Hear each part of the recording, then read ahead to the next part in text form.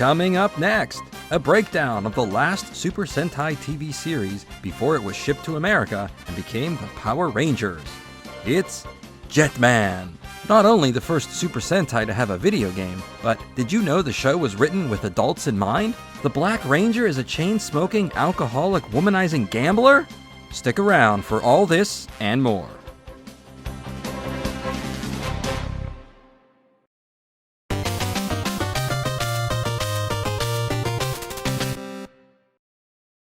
This is GTV, with a heart like an egg.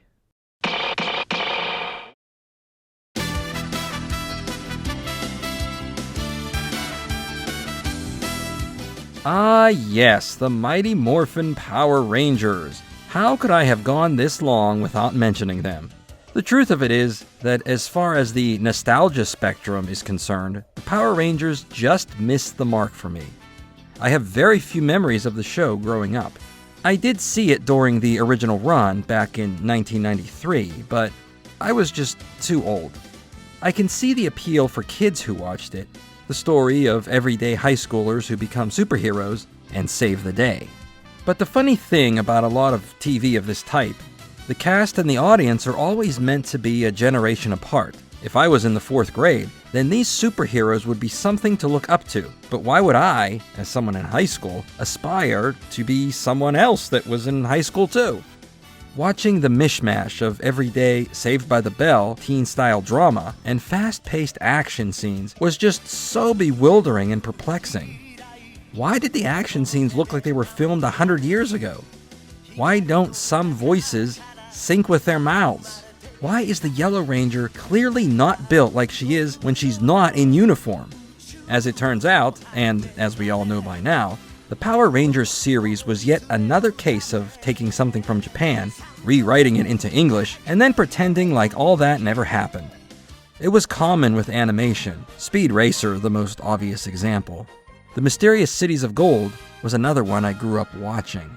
Video games, ditto. In fact, we don't even have to go there.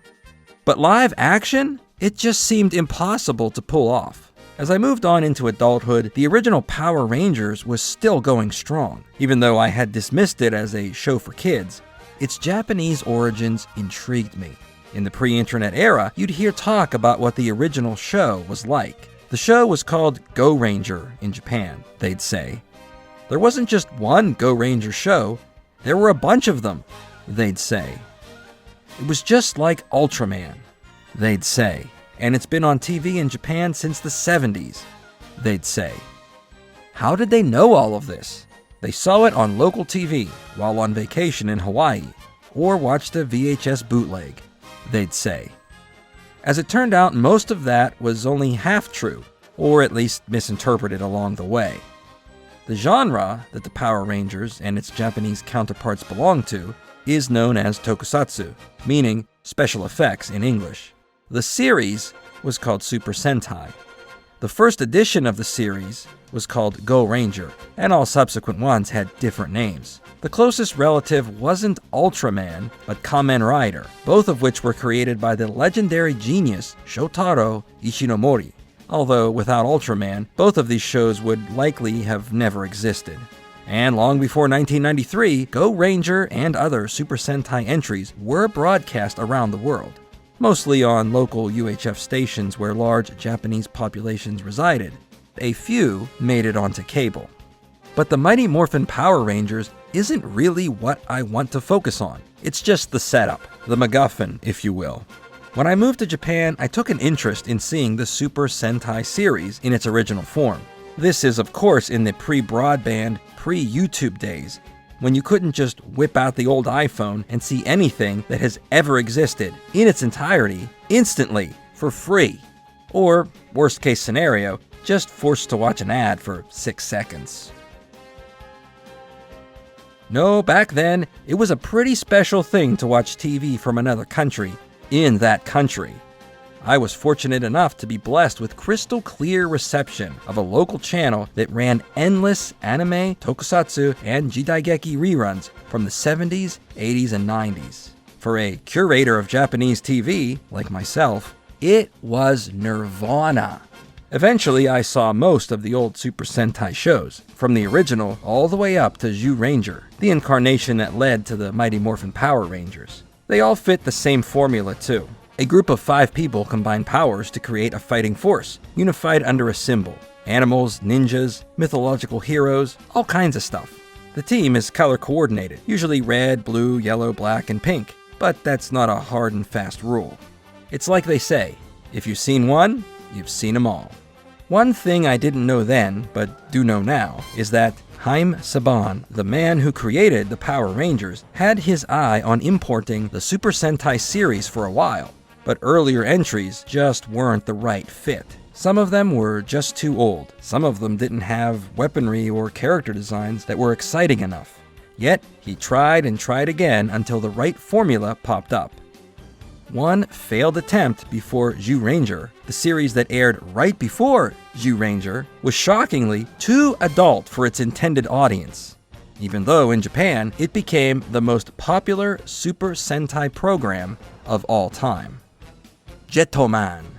Well, actually just Jetman. But after listening to the opening tema 50 times, I can't shake the pronunciation.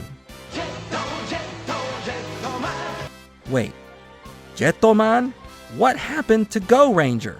For a good 10-year run, the word Ranger wasn't used, and most titles ended with man. Hey, just like Rockman. There was Denji Man, Dynaman, Bioman, Changeman, Flashman, Maskman, Live Man. I should point out that all of these titles have a longer form.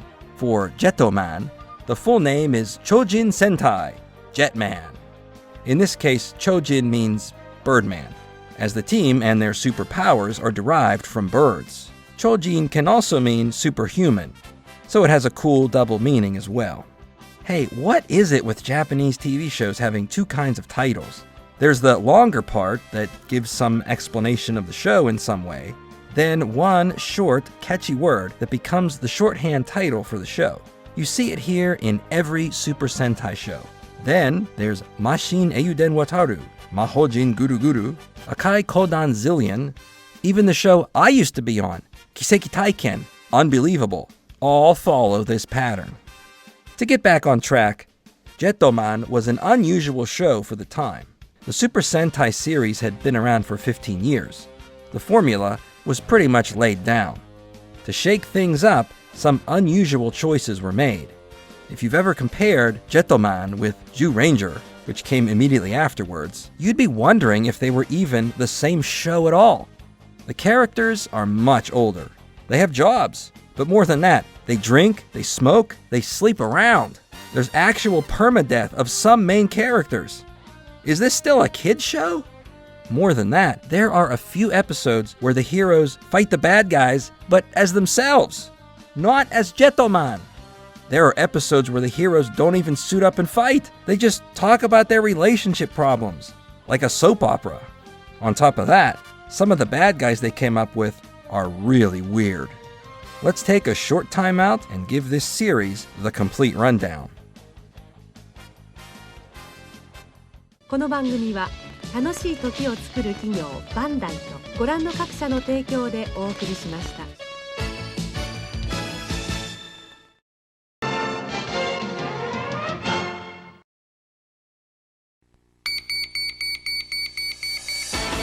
ジェットマン、出動。オッケー。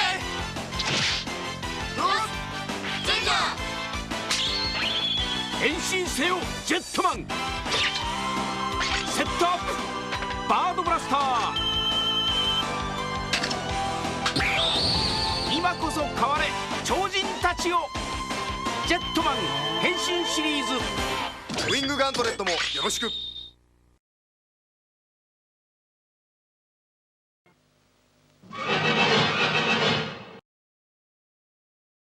In the year 1990X, the world is protected by an elite military unit known as the Sky Force. A new type of radiation emitted from birds has been discovered and harnessed. One soldier within Sky Force volunteers to an experiment where he is exposed to this birdonic energy, granting him superhuman strength. However, the experiment went awry, and 4 other people were accidentally exposed to this unusual radiation, and are subsequently drafted by Skyforce to form a team known as Jetman. The leader is Ryu, the Red Hawk. He was the only member who was voluntarily exposed to birdonic energy. He's very straight-laced and above board. At the start of the show, he is engaged to a girl named Rie. More on that later. Kaori is the White Swan. She's a wealthy billionaire heiress that loves to spend her parents' money. She is also engaged at the beginning of the show, to a super rich guy, of course. Raita is the Yellow Owl. He loves botany and is happy to join Jetman so he can help save the world's supply of vegetables. He's a dork, basically.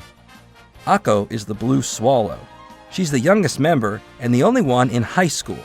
Before joining Jetman, she had dreams of marrying a rich guy, and, well, that's about it. Gai is the Black Condor, the anti-hero. He'd rather chase women instead of fighting bad guys. Initially, he resents Jetman and doesn't want to be a member of the team. It's understandable. He was exposed to birdonic energy against his will, after all. Aya is the commander of Jetman. She gives out the daily briefings and watches over the team. She cares about each of them deeply, but due to her being the superior officer, there is a bit of cold distance she has to employ at times. Then there are the bad guys, known as Vyram. The leader is Radige. The number 2 is Tran, who starts the show as a little kid, then grows up suddenly after 1 episode. They have robot underlings. They all follow Empress Juza, who is the mastermind behind the whole team. There is a constant power struggle within the Vyram that often keeps them from being focused on their mission, which is to conquer all known dimensions in existence. Of course, our dimension is next on their list. At the start of the show, the Vyram attack the Skyforce HQ and kidnap Rie, Ryu's fiancé, who is then brainwashed and transformed into Maria, working side by side with Radige to destroy Jetman. How crazy is that? The love of Ryu's life is now trying to kill him. That's the main focus of the show. Of course, to save the world, but also Ryu's hope that Maria can have her spell be broken and return as Rie. However, Kaori starts to develop feelings for Ryu, and for Gai as well. This sets off a rivalry between Ryu and Gai that runs throughout most of the show. Don't forget that Gai doesn't even want to be in Jetman to begin with and blames the accident on Ryu.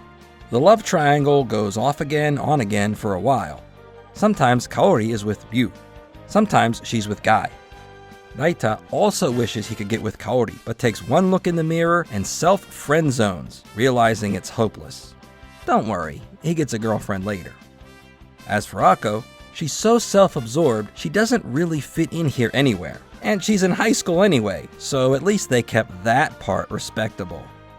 Later on, you see her fall for another superhero and reject a bunch of other guys from school. Oh, but wait, didn't I say Kaori was engaged as well? Yeah, well, she was, until the actual wedding ceremony. Her husband tells her to make a choice at the altar. Him or Jetman. She kicks him right in the ding-dong and walks off. I'm sure you get the picture now. Of course, the good guys are going to win over the bad guys when it's all said and done, but I won't spoil how it all unfolds. I'd rather point out some of my favorite parts of the series, especially the ones that made Jetman, the kids show that was made for adults, so strange. Let's take a quick break, then get your wings on and fly. この番組は楽しい時を作る企業バンダイとご覧の各社の提供でお送りしました。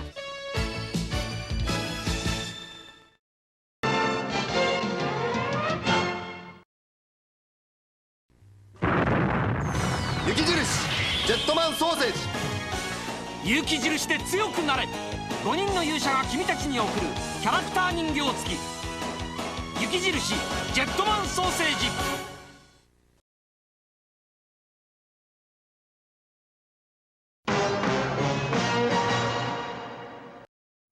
Chojin Sentai Jetman ran for 51 episodes, starting in February 1991. I really enjoyed all of them, but here, in my opinion, are the 5 best episodes from the series. Except I'm leaving out the finale, so the ending isn't spoiled. Otherwise, the last episode would rank here.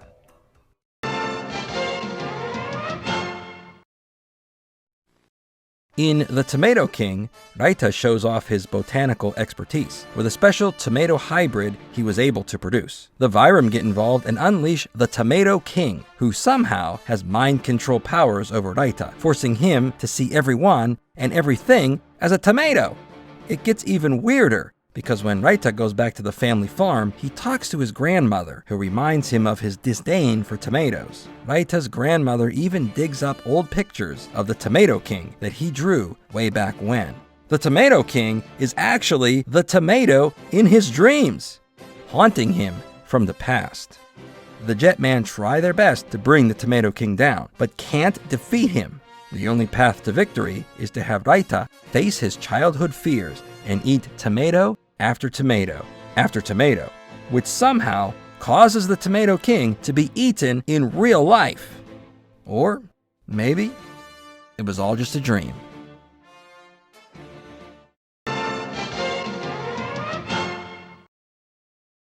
It's always good fun to laugh at how campy and cheesy some tokusatsu can be, but Jetman really stood out for its dark and disturbing moments. Remember, the target audience is kids age 6 to 12, yet somehow this show made it out the door. Aside from the final 5 episodes, which I won't spoil, the episode Spin, the Roulette of Life, is by far the scariest one. It actually goes a full 180 against the formula of what Super Sentai is supposed to be.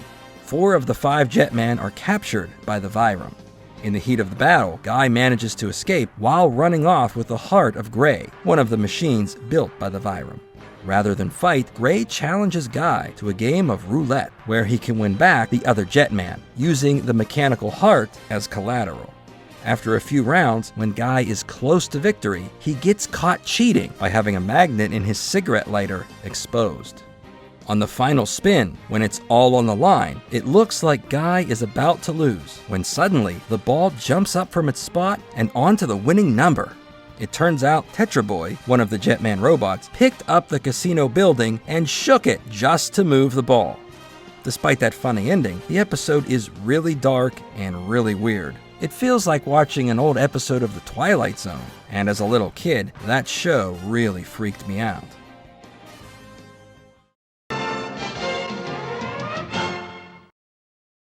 In the episode, The Bazooka of Love, Maria steps up for the first time in a prominent role. It shows the power dynamic between her and Renegade. And don't forget, Maria is/was Rie, who was Ryu's fiancée until she was abducted and brainwashed. Maria uses a camera monster to capture Kaori. Anyone who gets their photo taken by this evil camera becomes trapped in a 2-dimensional flatness. Maria plans to photograph all 5 Jetman and keep them in her photo album. Oh, and if the photo is destroyed, the person inside of it dies. At this point in the story arc, Kaori and Gai are getting pretty hot and heavy. So when Kaori is captured, Gai pleads with Maria to let her go. She agrees, but only in exchange for Ryu. Since Gai hates Ryu for 1, exposing him to Birdonic energy, and 2, nearly wrecking his relationship with Kaori, he contemplates the exchange. However, in the end, Gai fights alongside his team to rescue Kaori, which means both Gai and Ryu have to work together, allowing the two to hammer out their differences, bringing them closer in the end.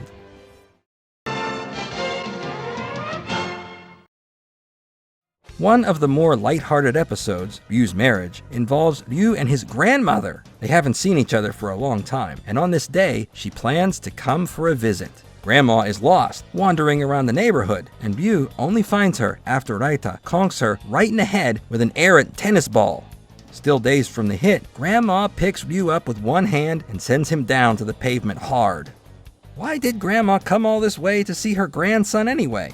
To discuss the arranged marriage she has set up for him. He is 25 after all. I guess men can be Christmas cakes in some cases. Just as an aside, arranged marriages, or omiai, still happen in Japan. It's not like how you think. It's more of a matchmaking where both parties say, yeah, I'm getting old. Alright, what the heck? And they get married. Ryu is against it, but can't stand up to his grandmother. What's next is comedic gold. It's like an episode of Three's Company. Gai wants Ryu to get married. The rest want to stop the wedding to keep Jetman intact. So they each hatch a plan to interfere with this arranged marriage, so everyone can get their desired outcome. But then the Virums show up, and our heroes have to drop the routine and heed the call to action.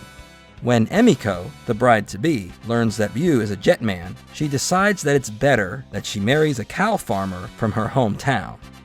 The Virum are back one more time for another attack, and this time, Grandma saves the day.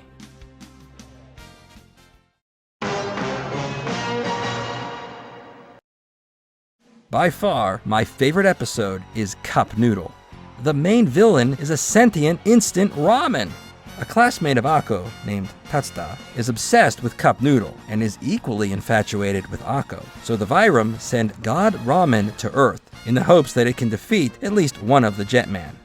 This thing is just unreal. God Ramen and the boy start an ad campaign for Happy Akko Noodles, a special recipe that was created for one reason, to convince Akko that the two of them should go on a date. What a romantic gesture. Even though the noodles are just for Akko, they are mass marketed and anyone can try them. Everyone who eats the noodles ends up becoming possessed. Raita eats some too and goes crazy for all to see. It leads to a battle between Akko and God Ramen, with shrimp boomerangs and all kinds of crazy stuff flying around. The other Jetman join in to provide backup. All goes well until Akko is trapped inside a giant noodle cup. God Ramen is eventually defeated when he runs out of hot water. Now that you know more about Jetman the show, it's time to turn our attention to Jetman the TV game, the very first Super Sentai game ever. Coming up next. この番組は楽しい時を作る企業バンダイとご覧の各社の提供でお送りしました。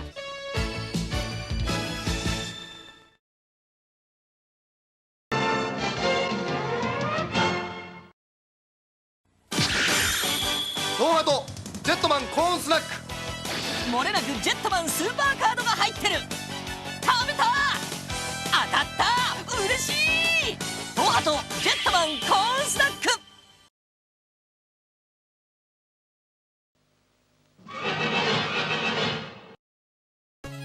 On December 21st, 1991, Chojin Sentai Jetman, the game, was released in Japan for the family computer. The game was developed by Angel Time, which is under the modern-day Bandai Namco umbrella, keeping things in the family alongside the existing toy line. Despite years and years of Super Sentai series and years of TV games, Jetman was the first Super Sentai game ever. I wonder what took so long. Is it any good? Let's dust off the old family computer and find out. First, I have to say the fidelity to the show is quite impressive. You get to play each of the 5 Jetman heroes, which displays their names, and each one has their correct corresponding weaponry from the show. The opening tema is also used, and it's a good rendition. The whole soundtrack is very good. Mega Man 4 good. Like, wow! Just listen to this.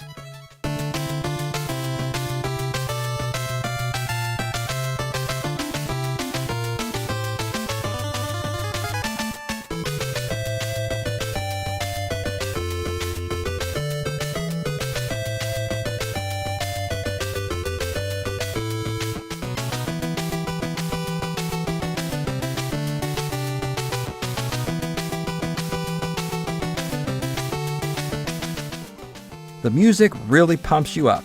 The graphics are, for the most part, just okay. Yes, of course it's 8-bit, but the characters are so small. Why? It makes the play area look so much bigger. It reminds me of a modern, fake 8-bit game you'd find on the iPhone. You can make it widescreen and not miss any action. See? Being a seasoned veteran of the 8-bit days, I do appreciate the use of purple and green in some of the game's stages. Classic family computer style graphics seen in the best of games. As far as gameplay, Jetman is simply far too easy. You have 2 choices of difficulty, easy or normal. Both are essentially the same, except normal has a few more enemies on screen. You can also choose the stages in any order you like, a la Mega Man. The enemies are fairly generic. I don't chalk this up to laziness or not following the source material. When the Jetman fight the underlings of the Virum, they're always these plain, simple characters, probably to save money on costumes and to recycle footage more easily. So even though these bad guys aren't very detailed, it's kinda supposed to be that way. Each character starts with 8 bars of health. Some enemies will drop hearts that let you replenish 1 bar. Really, it's not going to be a problem because you can breeze through most stages. I mean, you can still get hit 7 times and make it to the end.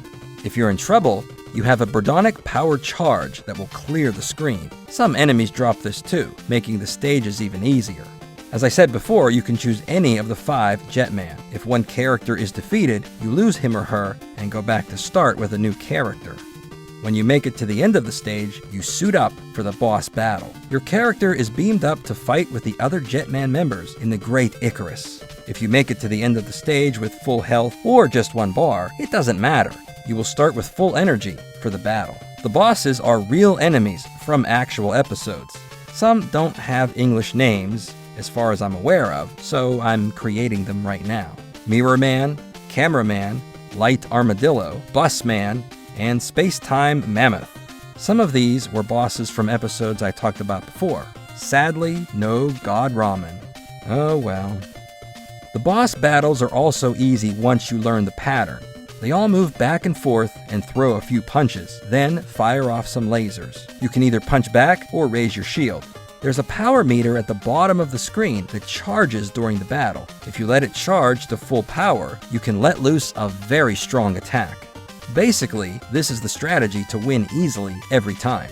Just put up your shield and stay on defense until the meter is charged, then attack and repeat. You can't lose. As for the ending, should I spoil it?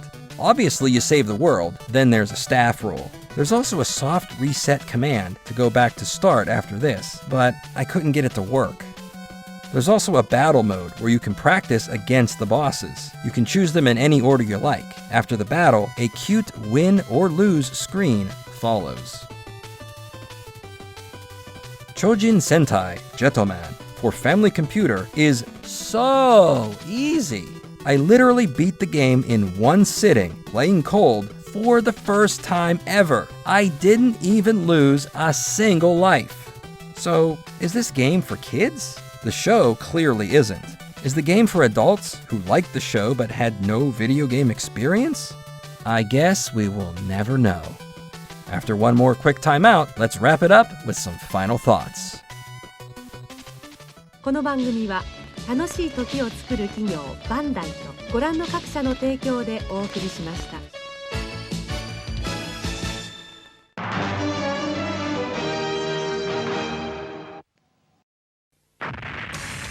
出現イカロスハーケン天空のパワーが今舞い降りる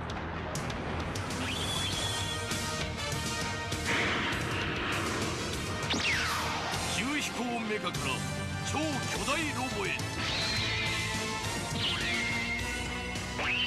天空合体ジェットイカロスそしてファイヤーバズーカ